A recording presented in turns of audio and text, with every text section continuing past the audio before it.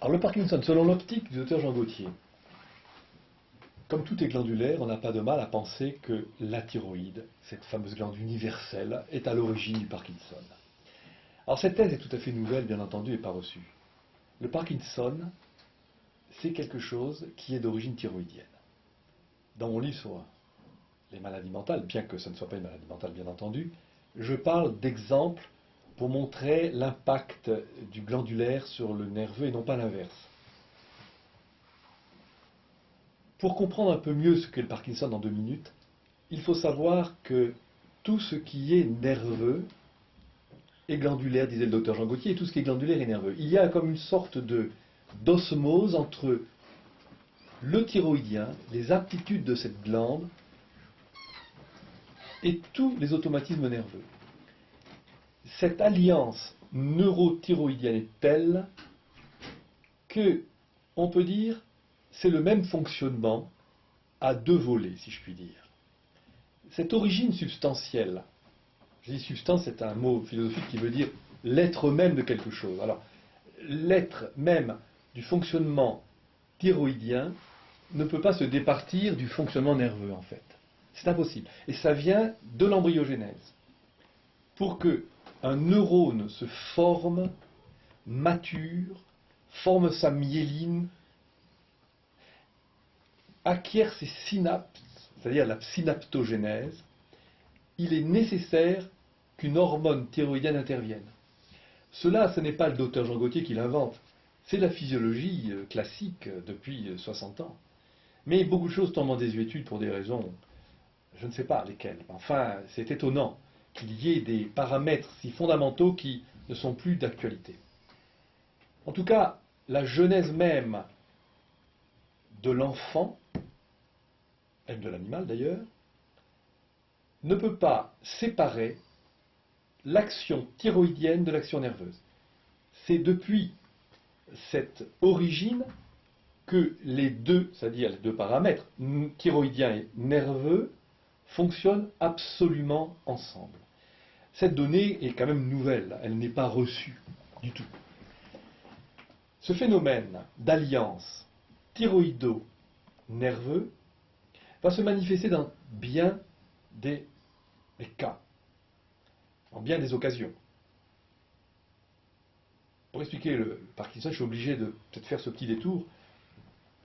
Tout ce qui est nerveux, donc paroxysme nerveux, tremblement nerveux, excitation nerveuse, surtout quand elle n'est pas contrôlée, provient de la thyroïde en tant qu'elle baisse son régime. Autrement dit, il y a un équilibre extraordinaire entre le niveau thyroïdien et les automatismes nerveux qui en sont les conséquences mêmes ou qui en sont les produits, si vous voulez. Si on prend l'exemple d'une balance, sur le plateau, sur un des plateaux, il y a les hormones thyroïdiennes. Sur l'autre plateau, il y aurait les automatismes nerveux. Eh bien, il y a équilibre entre les 2 paramètres.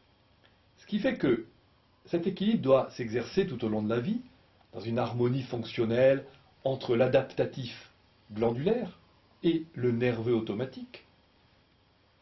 Mais si, par malheur, il advenait une baisse fonctionnelle de la thyroïde, il va y avoir sur l'autre plateau, le plateau gauche par exemple, a une thyroïde qui baisse assez gravement, par fatigue, par épuisement, il va y avoir sur le plateau droit une excitation nerveuse, c'est-à-dire une compensation neurothyroïdienne. Donc les automatismes nerveux se déclenchent, il faut dire que la thyroïde est liée à peu près 18 à 20 liaisons nerveuses, entre la thyroïde et le cerveau. Il y a donc, quand la thyroïde baisse, une excitation nerveuse compensatoire. Et ça, c'est vraiment très intéressant à considérer. Officiellement, ça n'est pas connu, vraiment. Ce qui fait que tous les gens fatigués, je parle très grande fatigue, vont avoir une nervosité particulière. Je prends le cas de quelqu'un qui est hyper fatigué. Il va mal dormir. L'endormissement va être long et difficile. Si quelqu'un est normalement fatigué, il va s'endormir tellement il est fatigué. Mais pas celui qui dépasse une norme de fatigue trop importante. À ce moment-là, il ne va pas dormir. Question d'équilibre entre les 2. Si on dépasse la norme, attention. La causalité ne s'exerce plus. C'est l'inverse qui se produit. Ce n'est pas linéaire, c'est inversé. C'est l'équilibre. Eh bien, ces automatismes nerveux se déclenchent dans de nombreuses situations. Par exemple, la spasmophilie. Nervosité, tétanie, ce sont des chutes thyroïdiennes adaptatives. L'épilepsie, pareil. La tétanie, les tremblements paroxystiques, toutes sortes de nervosité paroxystique, automatique, proviennent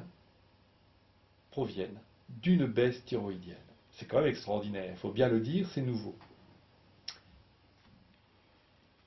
Pour appliquer au Parkinson, et nous avons la nervosité parkinsonienne, qui produit une chronicité de cet automatisme nerveux, qui devient quasi permanent, sauf la nuit, puisque la nuit, il y a sommeil, il y a calme complet. Ce n'est plus le même mécanisme d'équilibre entre thyroïde et système nerveux, mais il y a sommeil profond, et le tremblement s'arrête.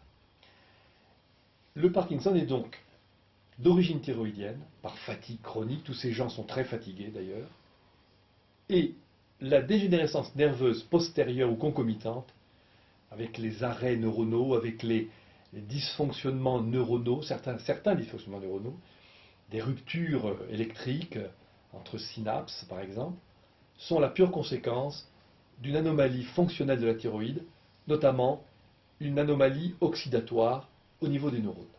Donc l'origine du Parkinson est thyroïdo-nerveux.